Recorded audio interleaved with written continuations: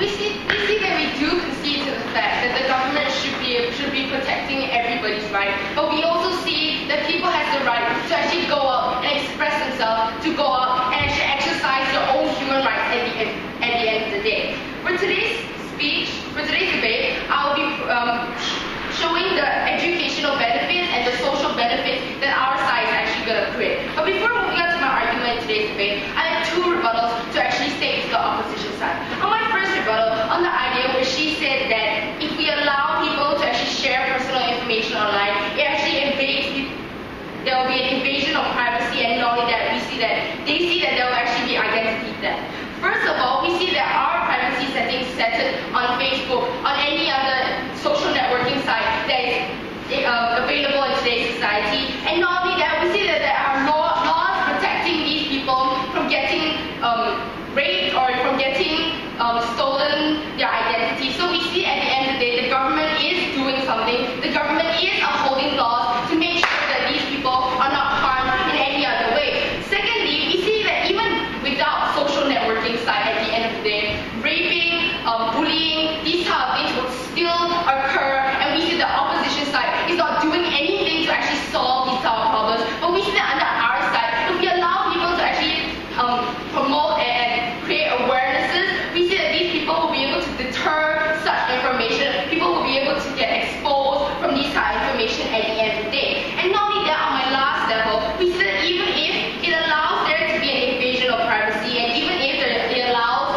identity theft, we see that the benefits still outweigh the harm at the end of the day. The benefits is social benefit, educational benefit, and at the end of the day, political benefit. So moving on to my second rebuttal, on the idea where she said that the media is everywhere and you actually create propaganda and people start spreading their own personal opinions on social networking sites.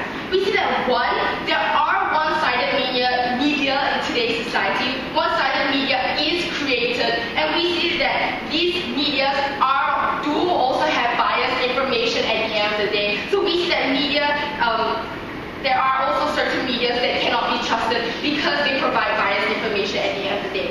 Two, we see that in oppressive regimes or in certain regimes, we see that there are no media that can actually tell everybody around the world that there is a certain situation happening in this certain country. We see that the only way to actually spread this awareness is through social networking sites, because these governments are in control of the media in oppressive regimes. They are able to actually control which information gets spread and which information does not get spread. So we see at the end of the day, it provides biased information, and not only that, we see that social networking sites are the only way for these people outside of the country to actually get to know about the situation happening.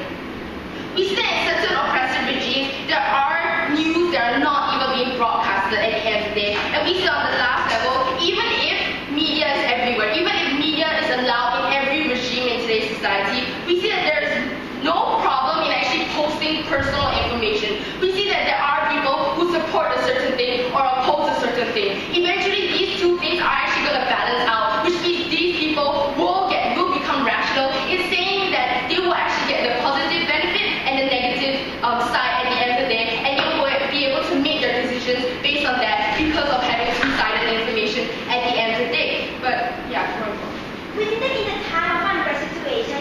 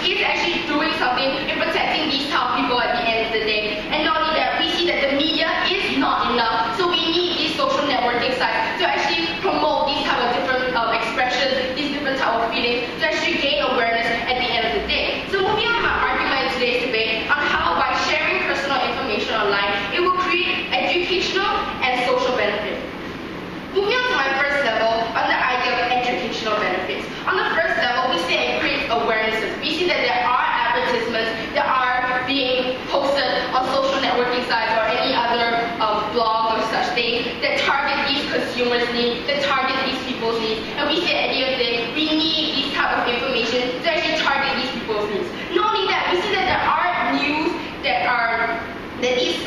that these people are broadcasting at the end of the day and allow people around the world to know about the situation happening. We see that people will be able to not only get information, get personal opinion, people will be able to actually learn from other people's mistakes. People will be able to change something about it. We see that an example is about the LGBT community, and we see that when they posted it on Facebook or such things, people are actually getting more opinions and actually whether they support it or not. And we see that at the end of the day, that is a way where, as my PM has said, the politicians will be able to suit these people's needs, and not only that, these people will actually get the information they need at the end of the day. So we see on the second level, on digital activism, we see that these people can access information that are not given to them by the media. We see that, as I said before, the media is not enough, and so social networking sites need to be there. Personal information actually needs to be posted at the end of the day. So we see that we're able to spread news, opinions through social networking sites at the end of the day. And we see that in the past, people didn't even know about the situation happening in Syria or North Korea, but because people are actually posting things on Facebook, on social networking sites, that these people are actually standing up to fight against these type of regimes at the end of the day. So we see on the second level, on the idea of social benefits and on the empowerment of people. Moving on to my first level of the empowerment of people. We see first of all, oppressive regimes. We see that the government actually works in oppressive regimes because they manage to silence these people. They manage to make sure that these people's voices are not being heard. But we see that if these people post stuff on social networking sites, they will be able to gain support. Not only that, they'll be able to allow people to take a stand against the government at the end of the day. And this actually attacks the point of the opposition side, saying that the government will be able to take a stand, not allowing these people to actually express their own opinions. We see that if they gain enough support from the other people through social networking sites, then these people will be able to overthrow the government and actually exercise their own rights at the end of the day. And we see that an example is in Tunisia when they reached critical mass and when everybody started rising up against the government, eventually overthrowing the government at the end of the day. So we see that our side is actually allowing there to be democracy at the end of the day. So we see on the second level, on democratic societies, we see that we allow minorities to stand up, we allow different people to exercise their own human rights, and at the end of the day, more and more people's voices will be heard. And we see that in our case, we see that we'll be able to achieve these kind of, and promote these kind of democracy because people can vote, they come to a consensus. Not only that, they'll be able to actually voice their own opinions and participate in the government at the end of the day. And not only that, we see that it brings cultural understanding and actually brings people closer together because it provides an avenue for actually similarities to actually happen in today's debate. And so therefore we see that under our case at the end of the day, we're actually providing a platform for people to have actually certain similarity to come together and not only that, to become more aware of what is happening. Therefore, I'm about to